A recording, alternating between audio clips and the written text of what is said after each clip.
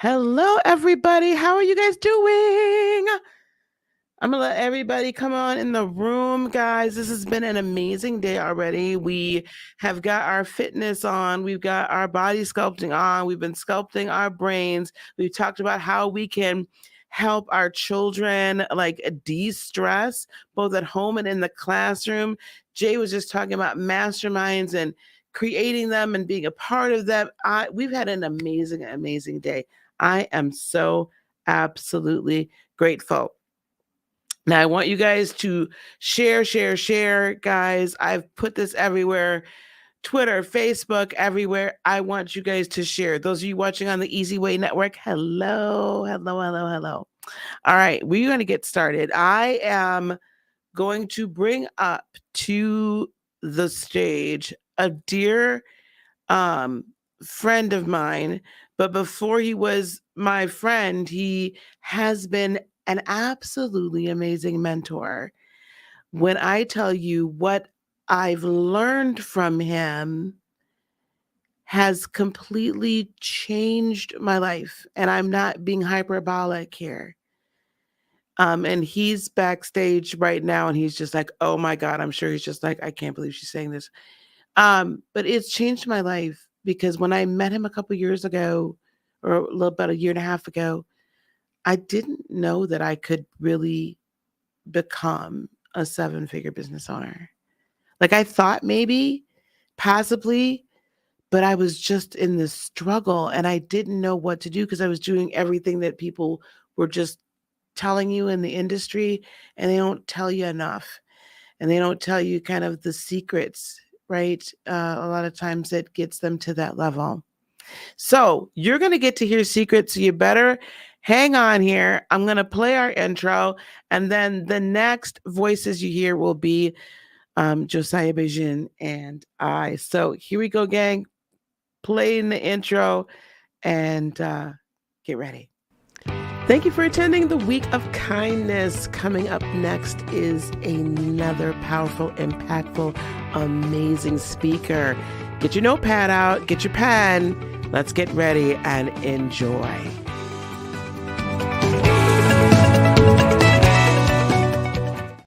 Josiah. Hello.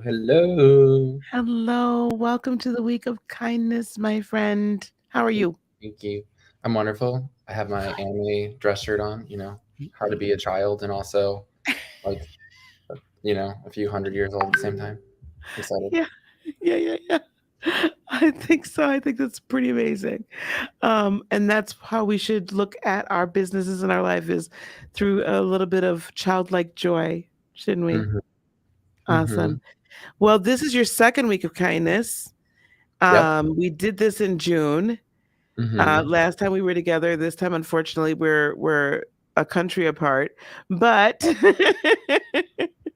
I am so excited and thrilled to have you here talking about how you can easily 3x your income without investing in extra ad spend. Mm-hmm. Mm-hmm. So I'm going to leave you to it. You okay? Yeah, I'm great. I'm so excited. I feel more excited than ever. I love that I have a completely different hair color this time. That's fun. You, it is a completely different. Guys, Like go you can tell back. it I took like. us.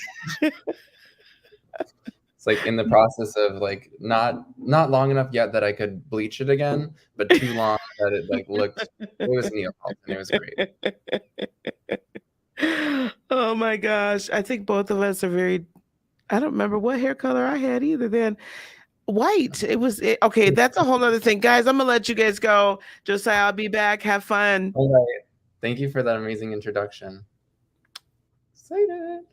All right, all right. Hello, everyone. So, what I have prepared is a lot of information, so I really hope you have something to write with, because this is about to be drinking from a fire hose, because I have an hour to present this. And this is probably like an hour and a half presentation, but I really want to give you guys the most value. So I'm going to jump right into it. So the title of today's speech is How You Can Easily 3x Your Income Without Investing in Any Extra Ad Spend. The reason why I brought this up is because so many people are always thinking that you have to do so many things outside of what you've already done in order to make more money. You know, you already have people telling you need to invest in ads. You have people telling you that you have to spend so much time in your social media. You have people telling you that you have to like speak, which speaking is great. Obviously, I'm doing it in front of tons of people. But the truth of the matter is, you probably already have things that you can just utilize and expand upon and create so much more income that you didn't even know what was there. And so that's what I'm going to be talking about today. And I'm really excited about it. And I hope you're ready. So before we begin, who am I? Who is Josiah? I love Johnny Depp so much, and I had to use this picture for this. But I want to give you guys a little bit of introduction of who I am and why I'm here and why you should even listen to anything I have to say. So this is my bio, and it's in third person, so bear with me. It's kind of weird to read about myself, but here we go. At age 19, I started my first seven-figure business. It was a sales company. We had over a dozen locations in lots of different states all across the countries. And by the time, before I could even drink, I actually had close to 60 or 70 employees underneath me. And a lot of them were like twice my age. And people would come up and be like, "Is this your mom?" And they'd be like, "No, this is actually my boss talking about me." And they'd be like, "No way." And it was a very interesting experience. I definitely was working while everyone else was partying in frats and for different sororities. So that was fun. Since then, I've helped clients generate hundreds of millions in sales. I've spoken on behalf of celebrities in PR. I've written for a lot of different companies as a ghostwriter because they didn't know how to communicate with their audience. I've developed and branded lots of businesses. This is a little bit older, but so many different multi-million-dollar businesses, from Silicon Valley startups to advertising agencies to there's just an immense amount of different businesses that I've been a part of. And it's been fabulous because it gives me the opportunity to bring my knowledge from one field to another, which you wouldn't necessarily think of. For example, I had a farmer that I worked with. I had talked to him and helped him grow his business from 70,000 a year. He was like, "I'm a farmer and I make 70K a year." And he's like, "It's the best thing ever because I make more than all my other farmer friends." And he was doing things that I showed him, you know what, you actually can take this thing that you're already doing and monetize on it. And he went from 70K to over 7 million in less than 6 months. So that's what we're going to be talking about today. I've worked with Hollywood directors, celebrities. Every time I read all of this, it just sounds like, oh, I'm so cool. I'm just doing this for you guys so you understand the credibility of what I've done.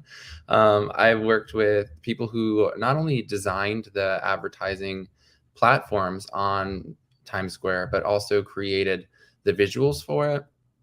Fortune 100 corporate executives, angel investors, digital marketing gurus, and thought leaders.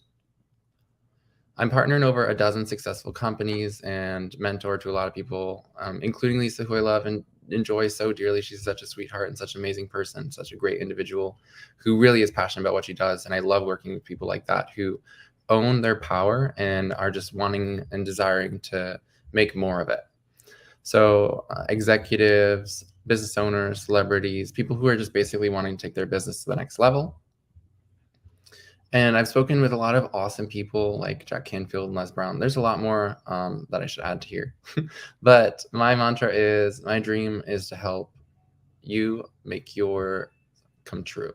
So at a young age, I realized that I really loved helping pull people's passions out of them and teaching them how to do it. I did it naturally before anyone paid me to do it. Had I known that people would have paid me to do it, I would have been making money from that aspect from a very young age. So all of this is like all the things I've done, and I really want to talk to you about who I really am before we jump into today's lesson. This is me as a child. So I actually passed away when I was a year and a half old because my lungs collapsed and they brought me back. And because of that, I feel like I have experienced a lot of things on a different level than what most people do. So I realized when I was probably in middle school that I had a very strong sense of a lot of different things. I had a conversation with my friends that I remember. I was talking about how annoying it is when you touch something and you'll be able to like taste it. And I just remember my friend being like, "What?" And I was like, "Yeah, you know, when you go up, you'll pick up metal and you'll be able to taste the metal through your hand." And she was like, "No, that's not a thing." And the more I asked around, everyone thought that was just the most odd thing they'd ever heard of and was not normal whatsoever. So when I was older, I found out that what I had was synesthesia. And what it does is it basically takes all of your senses, or some of your senses. Some people have different effects, but it takes all of your senses and kind of just mashes them up. So sometimes I'll be like smelling or feeling or tasting or hearing or seeing things from perspectives in ways that most people wouldn't understand. But having it and then finding out that I had it gave me an edge up, whereas before I just thought it was a thing that everyone had. So the reason why I'm even telling you this is because I've loved the ability, or I'm sorry, I've loved the opportunity to look at things and take them apart and see what makes them work and put them back together. And I've done it with so many things. I started with computers when I was about 8 or 9 years old. I'd buy computers, buy computer parts, and I'd take them apart and rebuild them better so that I could use them in different ways. And my next favorite thing was, how can it help people? So whatever I was learning how it worked, how could I use that to help people? And then not only that, but how could we make it a business? How could we monetize it? So when I was 9 years old, I got a book called How to Be a Teenage Millionaire. And I was really bummed because I had to wait another 4 years to become a millionaire. But that became one of my main focuses, is how can I start a business? How can I create income while also servicing others? And I really want to understand how that worked from the inside out. So what I actually started doing was I would get a bunch of products and sell them at my siblings' games. So I'd have my own little like concession, which was funny because they wouldn't really do anything because I was a kid. And even though they had concessions, there'd be this like little kid selling things and they'd feel bad. So no one ever said anything about it. But I definitely made a nice side income from that before I even hit double digits. The next thing is that I loved learning. I've always loved learning. That's amazing that your daughter can see sound. A lot of people can see a lot of visuals when they see sound. When I watch things or I could listen to music, I that's a whole other conversation for another time. But music is one of the most passionate things that I love because of the effects that it has on all the senses. Okay, so when I was homeschooled, I got past my mother's ability to teach me anything about third grade. And so she just got to the point where she'd be like, okay, here, whatever you want to learn, just get the books and learn it. And so I just always dove into books for as long as I could remember, and nature. So it's all about like figuring out how things worked around me, living in nature and learning everything I could possibly get my hands on. So when I was in the 8th grade, I actually went to a private school because my parents thought it would be great for me to have a social experience, actually have friends. And I tested into the school, and it was K through 12. And there was a series of tests that I had to take. And the final tests were middle school level, and then they had 9th and 10th grade tests, an 11th grade test, and a 12th grade test.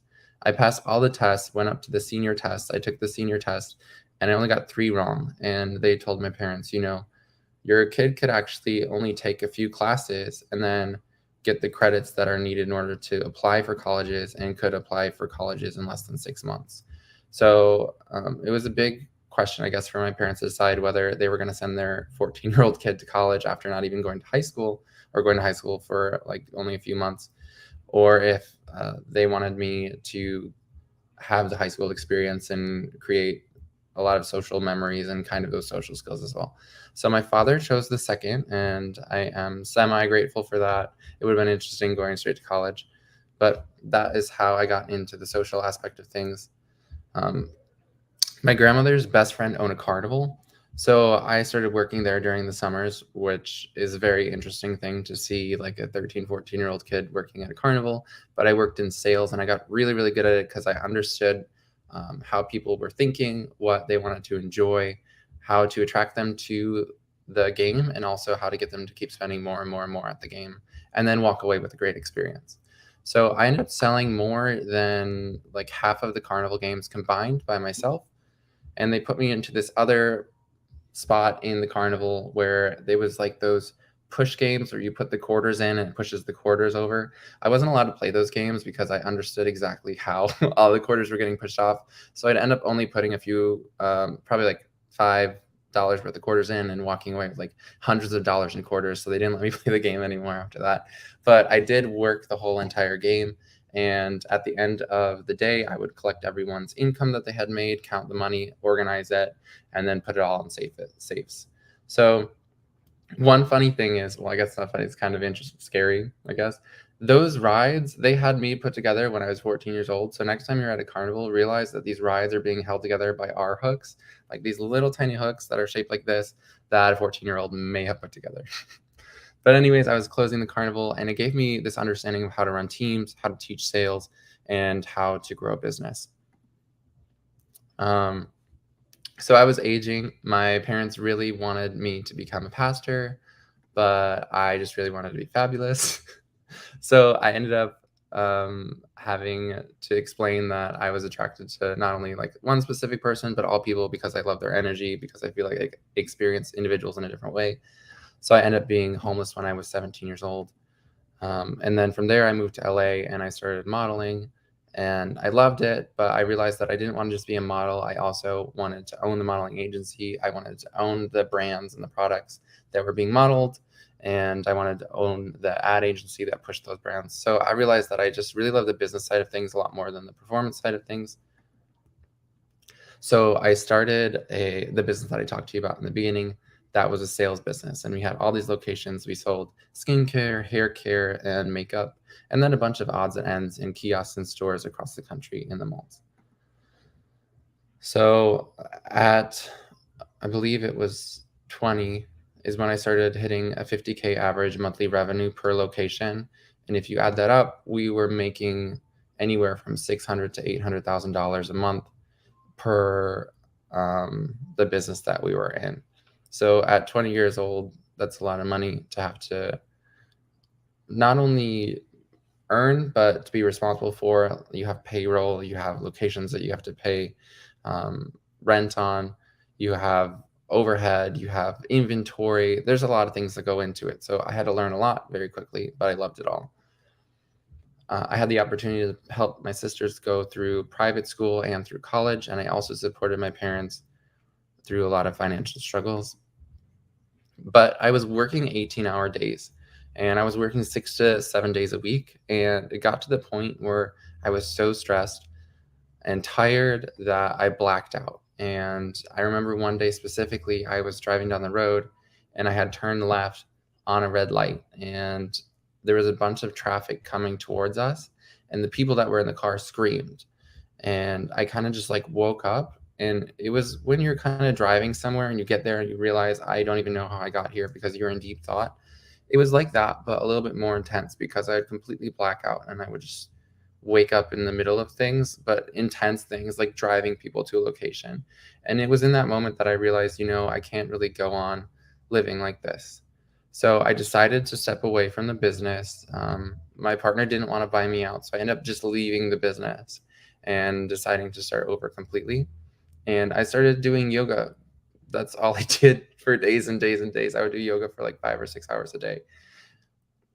But I really got back to the center of me and who I was and what I wanted. And in yoga, I met some people who had their businesses, and they would talk to me about what they needed to do to grow their businesses. And then eventually people started asking me if they could pay me to help them grow their businesses. And I said, yeah, sure, absolutely. And that's how I started consulting. And I've loved doing that ever since then. One of the things is it's forced me to read so many more books and get so much more insight on more subjects, which is what I've loved since I was a kid. So it works out perfectly. One of the things that I love to teach my clients and students is how to intake information effectively. So I'll teach people how to listen to audiobooks at 3 or 4 times speed and still maintain or retain all the information so that you're able to read a lot more books than you ever could have imagined and get in a lot more information and retain it and then utilize it for whatever you're doing in life. So my thing in life is really to find people who either have a passion that they found or are not completely certain what their passion is, help them find that passion and then teach them how to monetize it. And that's what I do all day, every day, in and out. I actually just came from a conference that I spoke at where I did a few versions of this presentation over a few days. And it's just amazing. I love doing it so much. I started traveling full time. I work completely from my computer. The only time that I ever work in person is if I want to work in person. I love speaking. I love being in front of people and helping them one on one. But honestly, I can do everything I do, not only by myself, what I do with my own businesses, but also with my partners' businesses. I do completely from my phone and my computer, so I can do it wherever I want. Both of these pictures are in Colombia. I spent so much time here. I got stuck there during COVID. So it's just so much that I've gotten to do because I decided to own what I love and make that the forefront of everything and not accept what most people told me I could or couldn't do. I actually had one of my mentors when I was younger, who was a billionaire, tell me that what I wanted to do, I couldn't do. He's like, you want to teach people how to grow their businesses in that state? There's no one that can give them the information that they really need unless it's either an investor or a partner or something like that. So he gave me that thought, and I'm happy that he did because it made me want to prove him wrong so badly. And now I've done it over and over and over again from businesses, from people who were just learning to make their hobby a business and hitting 5 figures in a year to helping people grow their businesses from 6 figures to 7 figures to 8 figures. So it's really allowed me to expand on what I love and help people in the process. It's just like, it's really a cycle of gratitude that I can't even begin to explain. So now that's enough about me. Now we're going to talk about you guys and your businesses, and we're going to go over how you can easily 3x your income. Hopefully that wasn't too much about me. It was just enough that you understand why you should even listen to me. But I'm excited to jump into this and get started. So there's a few things that I really want you guys to take in before we get into the exact steps of this. I put 5 keys down that I really want you to take advantage of. So I'm going to leave these slides up for a second so you can take notes, and I'm going to walk through them. So there's 3 things that everyone really needs to be successful in business, and it's mindset, strategy, and momentum. Okay. So mindset is like the boat that keeps you afloat when you're going somewhere, right? Without a boat, you're going to sink. It doesn't matter how much you have everything else. You're not going to stay above all of the noise, all of the everything going on with clients and team members. When you have hundreds of clients or thousands of clients and you have dozens or hundreds of team members, it really can get to be a lot. And if you are not able to hold your own in your own mindset and take care of yourself, there's no way you're going to be able to lead a whole entire team to do the same. Okay. The next thing is strategy. So in order to be able to go somewhere or to have a vision or to grow and not to fail or to plateau, you have to have a strategy. You have to know where you're going. You have to understand what comes first, what comes next, what is the end goal in mind, and then the steps in between to get there. And the third thing is momentum. Momentum is the wind in your sails that pushes you in the direction you want to go. It's your dedication to wake up every day and decide, today I'm going to give my best, I'm going to give everything I have, and then go to sleep. And then wake up the next day and say, today I'm going to give my best, I'm going to give everything I have, and do it over and over and over and over again. All right. So these 3 things, make sure you grab them. I'm going to go on to the next slide. Mindset, strategy, momentum. Magical. All right. The next thing is understanding, reacting versus creating. So now that we've talked about mindset, I want to go over this because it's extremely, extremely, extremely important for you to understand the difference in between these two. Because if you don't, you will end up being a reactive leader versus a creative leader. And a reactive leader will always be struggling, whereas a creative leader will always be ahead of the curve.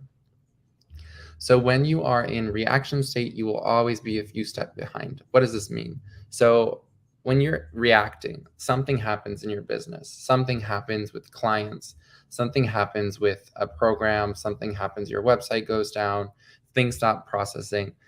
You're really reacting to everything around you. And every single day you have something coming in, and you're going to go in the beginning of your day and you're going to look at everything you have and you're going to say, oh my gosh, how am I going to respond to this? How am I going to make this thing not exist anymore? Maybe you have a big fire that you have to put out, and the main thing you're focusing on is putting out fires versus on growing your business. So as long as you're reacting, you're not going to be able to get ahead the way you want to get ahead, and you won't be able to grow that you need to grow in order to find the success that you want.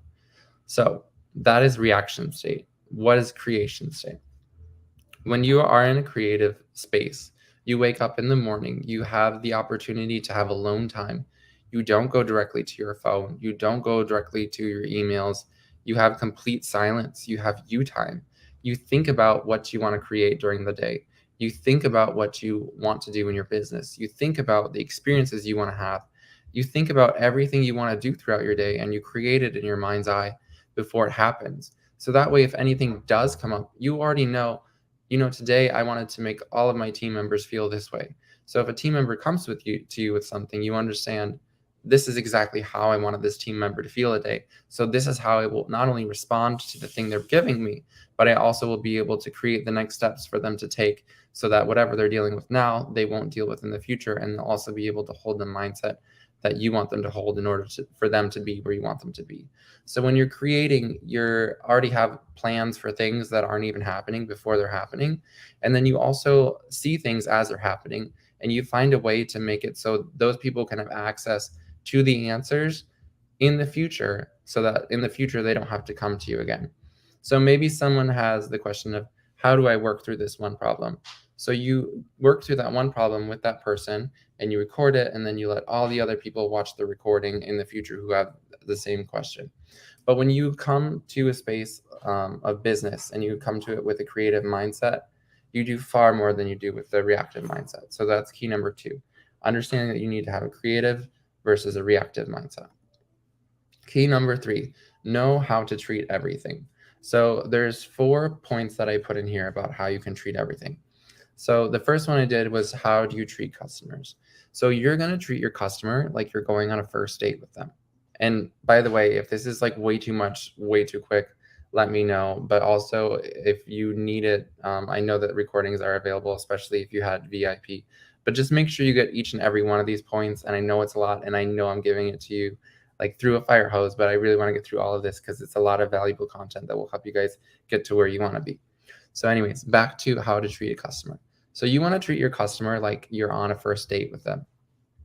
So you want to put on your best outfit, you want to put on your best impression. How do you best show who you are and showcase what you have to offer in the first interaction with them and the next few interactions with them after that, right?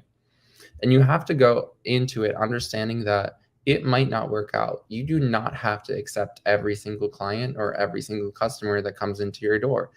I can't tell you how many times I've had people that just weren't necessarily in the right space during the time that we met, or I found a better fit for them outside of myself, whether that be someone who has more expertise in their field or someone who's a better fit for their personality type. You do not have to date someone if you don't want to date them. You do not have to work with someone if you do not want to work with them. And you don't have to be rude about it. You can just be honest and say, hey, I think this person would be better for you, or I think this product would be a better fit for you. But it's very important for you to hold integrity in who you are, so they can hold integrity in who they are, so that you can both have the best outcome. And the last thing is, think of how you would want to be treated. So when you go on a date, if you're really planning it, you're thinking about what you would do to impress someone that would impress you. So do the same exact thing with your client. The potential client that you have, think about what would amaze them, what would make them feel comfortable with you, what would make them trust you. Really put intention into the experience that they're going to have beforehand. Do it with a creative mindset. Be creative about what you want the outcome to be before you get there. You don't want to be reactive with a first impression.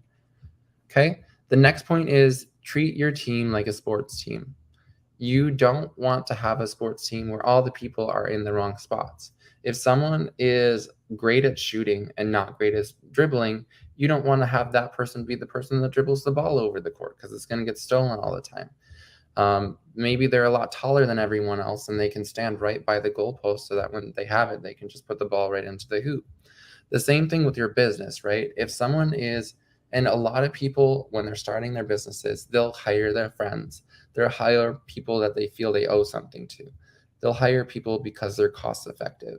And they're not really worried about putting the person in the right spot as much as they are on saving money.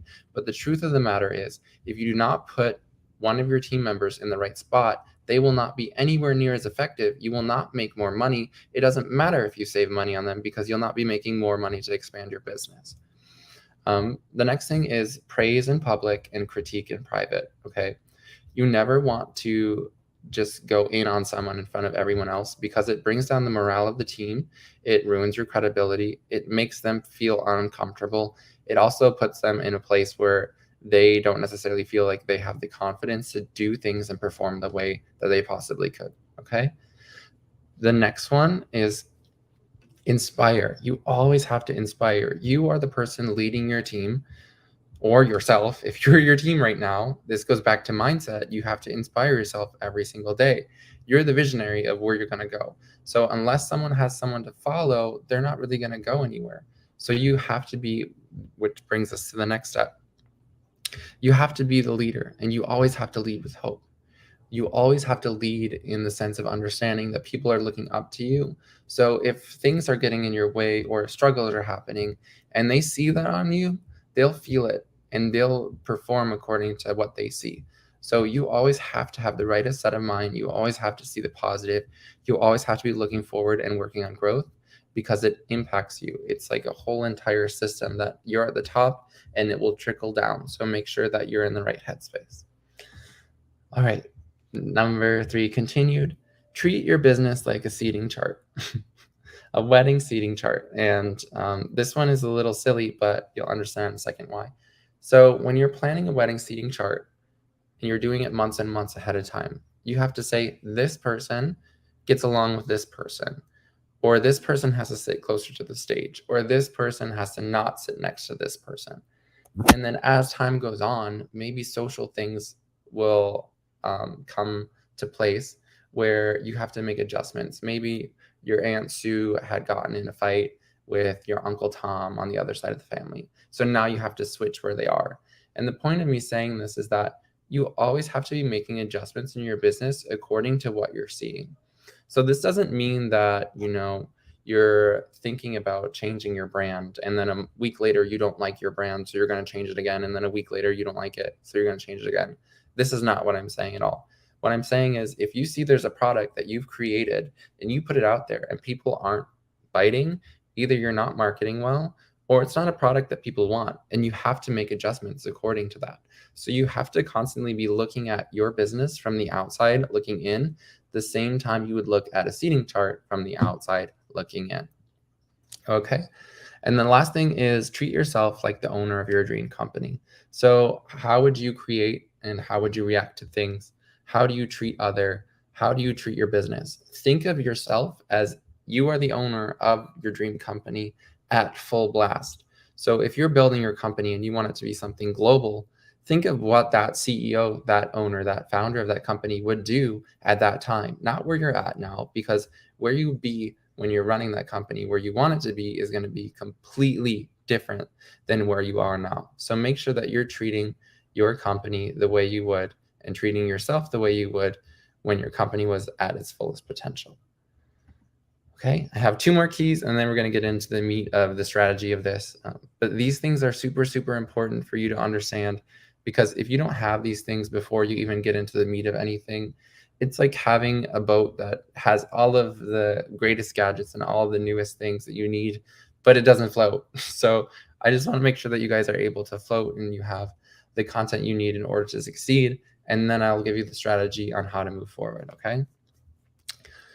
So the biggest thing, I will talk to 95% of the clients that I have or the students that I teach at the very beginning, and they won't know their numbers. You can't grow your business if you don't know where your business is. So what is your gross profit for the last month, the last quarter, and the last year? What are the margins for each of your products? What do you sell most? How many of that do you sell per month? What do you sell least? And how many of those things do you sell per month? And what is your customer lifetime value? I'm going to walk through these one more time, but make sure you write these down because these are huge. These are the numbers that you have to know. Like I should be walking through them all, just see you and be able to say, hey, what are your numbers? And you should know them. Okay. It's important to know your gross profit because it's crucial for you to know how much you're bringing in all the time so that you know what you need in order to grow. It's huge for you to know your margins because if you don't know your margins, excuse me, with the last business I had, well, my first business, if I did not know my margins, I could have sold a ton of product and I could be going negative. If I didn't know how to price products, I didn't know how to source products, I didn't know what to put into bundles. If you don't know all of those things, it would be massive for you, right? So the next thing, what do you sell most and what do you sell least? So you need to know what you sell the most and you need to know what you sell the least because knowing those things allows you to have the opportunity to decide what you want to do next. Okay. And then what is your customer lifetime value? So you figure this out by seeing how much a client will buy from you over a year and then how many years a normal client stays with you. And then the last thing is maximize your margins and your customer lifetime value. This means pushing the most profitable products and then also creating new profitable products. You should always be creating new products, always, always, always building new things that you can sell to your customer and let your customer tell you what they want. A lot of people will build things and then present it to their customer. And honestly, people that love you interact with you and they'll care about the information that they give you, right? So what you want to do is just ask them, what would you love to have more of? What would I be able to provide to you that you would get the most benefit from? Okay. And then upsell, upsell, upsell. So people who love you want more of you. So always make sure that you're upselling them. Don't feel guilty about saying, you know what, you'd benefit more from having this product as well alongside of it. The next thing is affiliate with similar brands and platforms. So if you're a coach, for example, and you use, I don't know, Monday.com. So let's say you're a coach and you use Monday. Sign up for the affiliate program for Monday. So every time you send someone to Monday telling them they should use that platform for organization, you're getting a commission for it. It only makes sense. So look at the different tools that you're already giving your clients to use, the different brands and platforms that you're already giving people to use. Look on their website, see if you can become affiliate. If not, talk to them individually. Hit up someone in support or someone who's on the admin team and see if there's a way for you to create an affiliation there. Next, partner with people who have the same audience as you. So there's a ton of people who already have your audience that don't have access to what you have to offer, and vice versa. There's a bunch of people who offer something that they would love to have what you have to offer, and they'd love to reach out to your audience, and you don't have what they have to offer, so you can send them either way. And then the last thing is always offer something that's renewable and or expandable. What I mean by that, Starbucks, they offer coffee. You can drink coffee every day. It's always renewable. It's something you can do every single day. If you're a coach and you have a program and you just do that one program over and over and over again, and there's nothing for them to expand upon, you just kind of, you're like that one hit wonder. You have that one song that was great, but you never do anything after that. So always make sure you have the next thing to expand upon for people to learn next. Okay. So that was a lot of information, but all of these things are huge for you to be able to grow your business in the direction you want. Okay. So now I want to get into the strategy portion of the presentation. Burgers, fries, and drink. And if you are one of my students, you know all about this. If you're one of my clients, you know all about this. It's something that a lot of people say, you know, I never looked at my business this way, and I never would have thought to use this example. So I'm going to teach you guys this today so you can use it for your business. You can always go back to your business and reevaluate where you are with these things. Okay. So burger, fries, and drink. So I would love for you guys to decide which one you think makes the most net profit. Out of burgers, fries, and drink, I want you to write down which one you think will make the most net profit for a business. I'm going to give you a couple seconds to decide. Insert music. Okay, so hopefully you've picked one. We have burgers, we have fries, we have drink. Hi, Linda. So the next thing is the answer. The most net profit is your drink. Now, why is that? Okay. A lot of people will think, you know, a burger is really the most expensive thing on the entire menu. How is that not the most profitable? A lot of you know that the cost margin of a drink is a lot less than the cost margin of a burger, meaning a drink you may pay 5 to 10 cents for and sell for $1.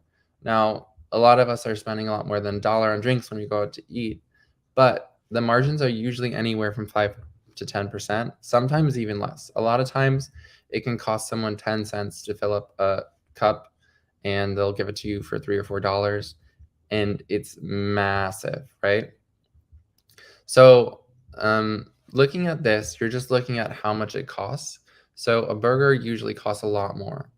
And if we're going to look at just the cost, this is true, but there's a lot more that goes into it than you realize when it comes down to which one of these products is more profitable.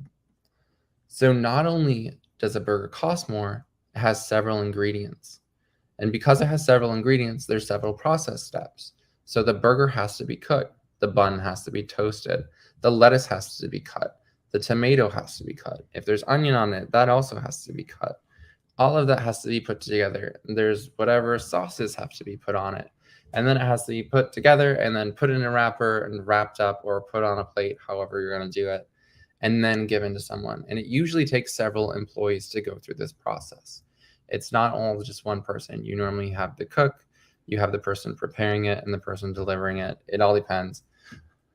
When you look at the drink, it's usually you got a drink or you got to drink in ice. That's usually all it is.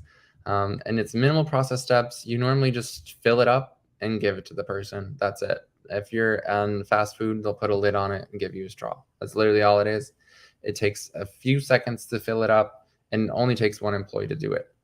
So when you're going to look at it, not only does it cost more for a burger, it takes more people, it takes more preparation time. There's more strategy that needs to go into it because more steps have to be completed.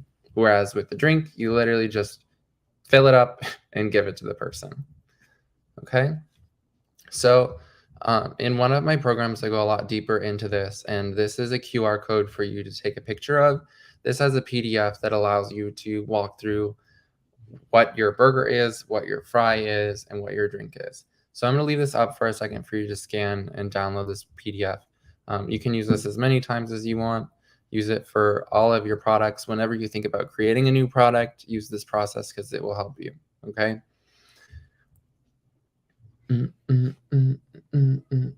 I need theme music for like when people are scanning things. All right. So I'm going to give this another second and then we're going to go on to the next thing. So what we're going to do is we're going to walk through your products and we're going to figure out what is your burger, what is your fry, and what is your drink. Okay? Because the truth of the matter is if you had a bunch of people that you didn't have to worry about the sales aspect of things and all you were going to be doing was just deliverables,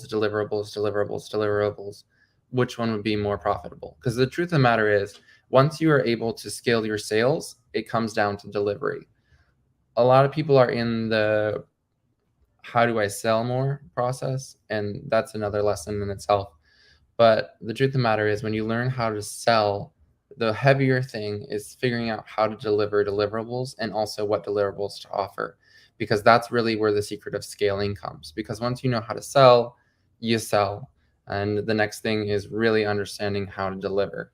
Because if you don't know how to deliver, you won't be able to scale properly.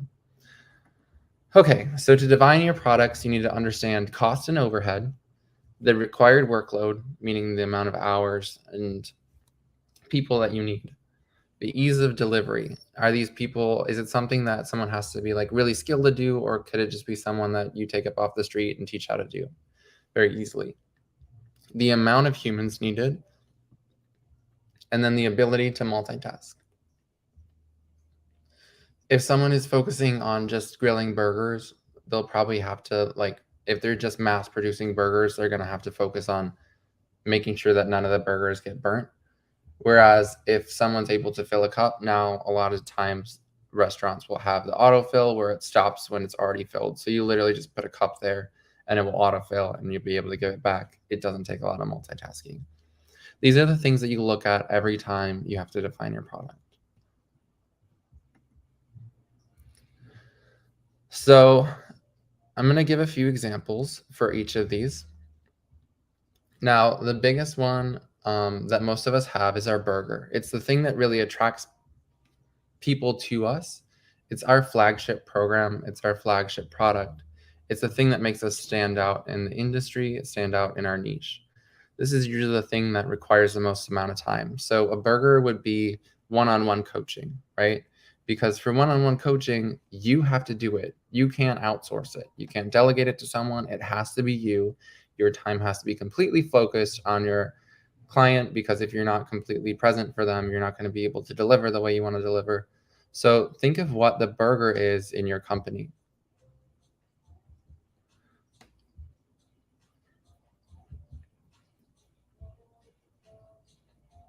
I do have background music over here, but I don't know if you guys can hear it.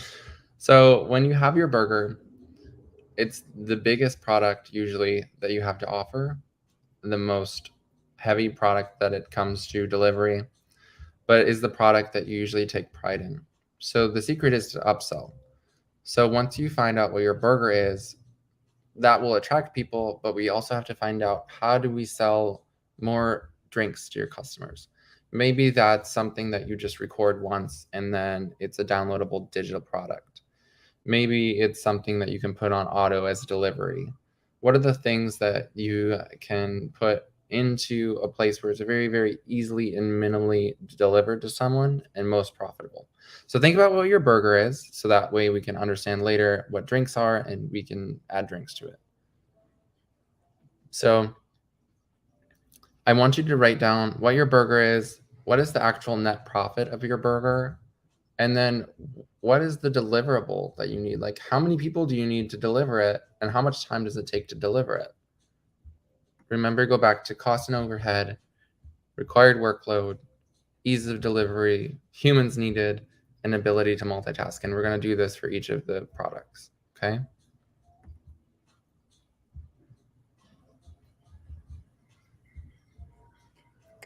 And then once you got that done, the next thing is your fries.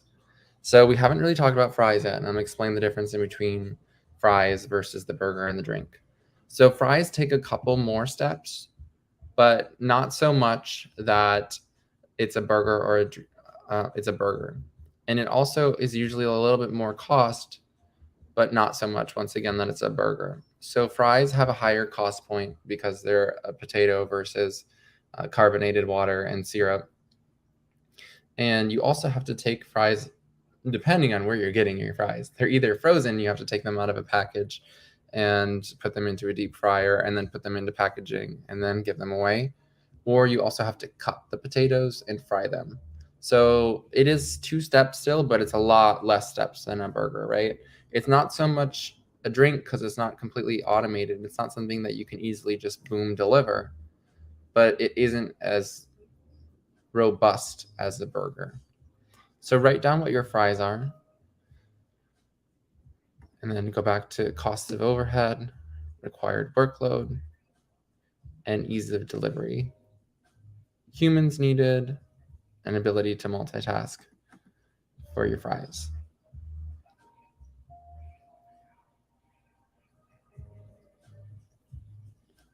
Boom, boom. So an example of a fry would maybe be like a group program. You're able to deliver it in a mass way, but you still have to show up, but you're reaching a lot more people, so it's more time efficient. But you also have a lot more opportunity for growth and income, because one-on-one, you have to be with that one client during that time. Whereas a group, maybe you have a larger number of people, maybe you have close to it's a little bit more limiting than a soda, because if you have a drink or a soda, if that's on evergreen, there's not a limit to the amount of people that you can offer things to. Whereas a fry, you probably don't want to make a group too big so that everyone can still have the same experience that they desire. If that makes sense.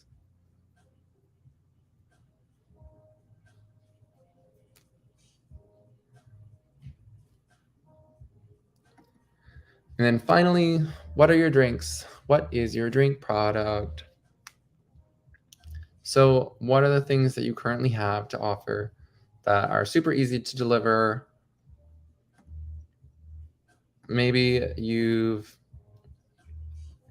already had a bunch of people buy them and they've gone through it and they have testimonials. Maybe it's something that is just downloadable, like we said. Maybe it's something that people can self-study in. What is your drink?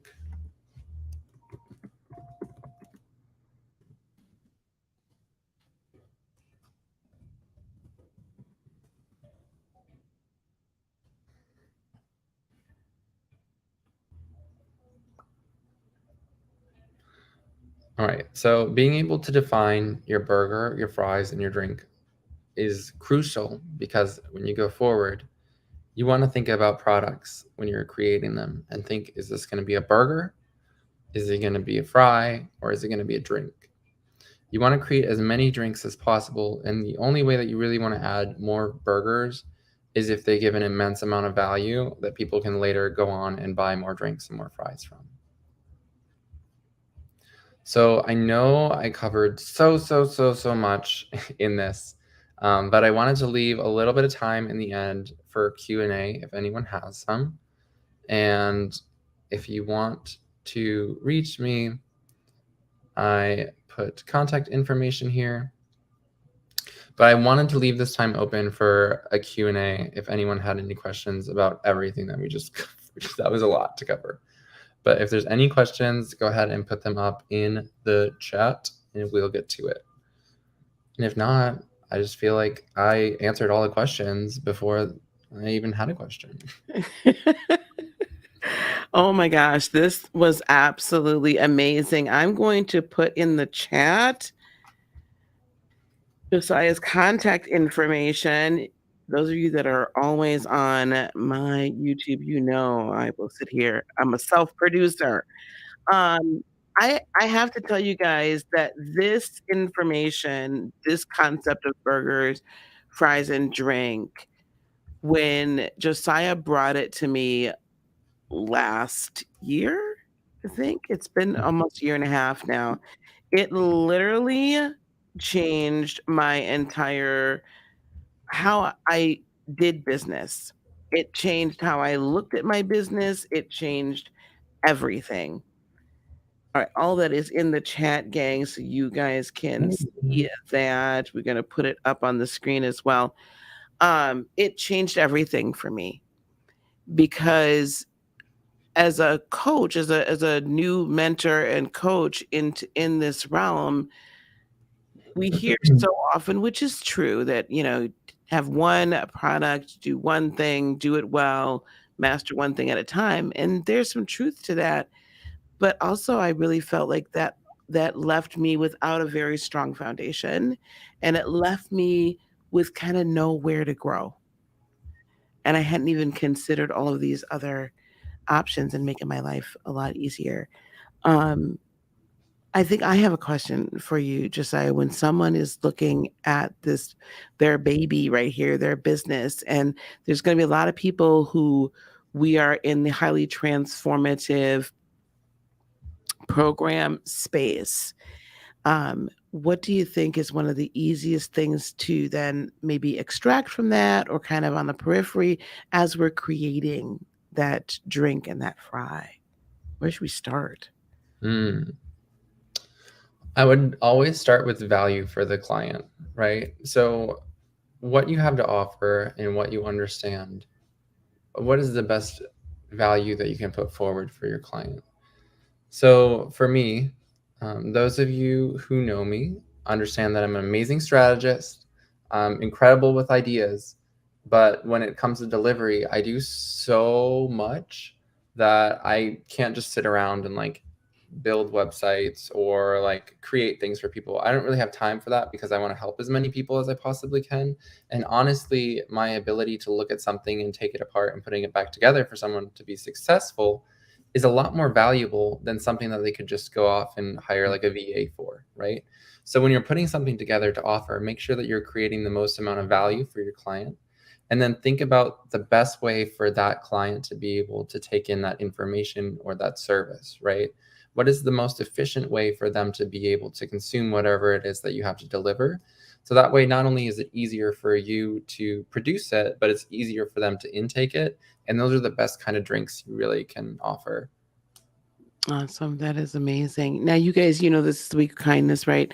And Josiah's been traveling. I've been crazy busy. Like we're always talking about crazy. It's nuts. So we're gonna update like the free gift for you guys. We're gonna update the VIP offer as well, just so you guys have that. But I want you, in the meantime, in between time, I want you to email Josiah or text Josiah and get on his calendar, talk to him, and let him help you strategize how to take yourself from wherever you are right now up to that next level, whatever that might be. Okay. It doesn't necessarily have to be, I'm not going to put it like that. If you really want to work hard at this and this is like serious for you and you're ready to take it and blow up in 2023, do your big one, I need you to reach out to Josiah and have a chat so you can really assess where you're at right now and determine what makes sense for the next steps. But in order to get access to what we're going to put together for that VIP, you're going to need to go on, upgrade to that ticket to $97.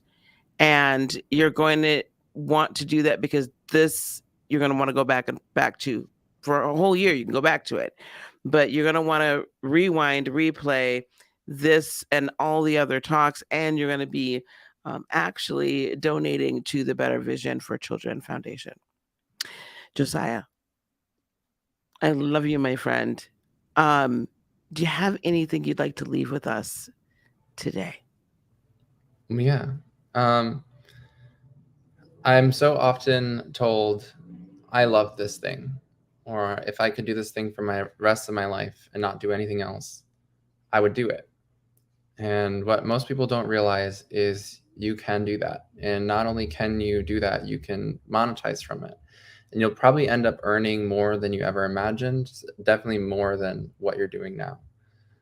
So don't lose faith and don't lose hope in not being able to follow your dreams, and understand that you can make money from doing almost literally anything. So with that, I bid you adieu, and I hope you all have a beautiful conference summit. Thank you so much, my friend. Thank you. I'll talk to you soon. Bye, everyone. All right, guys, that was amazing, wasn't it? I am going to drop in the chat. We're about to go here from Ms. Tina D. Lewis. She is on the other side over there. I'm going to pop over there, so you'll see me in a second. But hit that YouTube link, and you can wait for us. And listen, go upgrade. Go watch this again.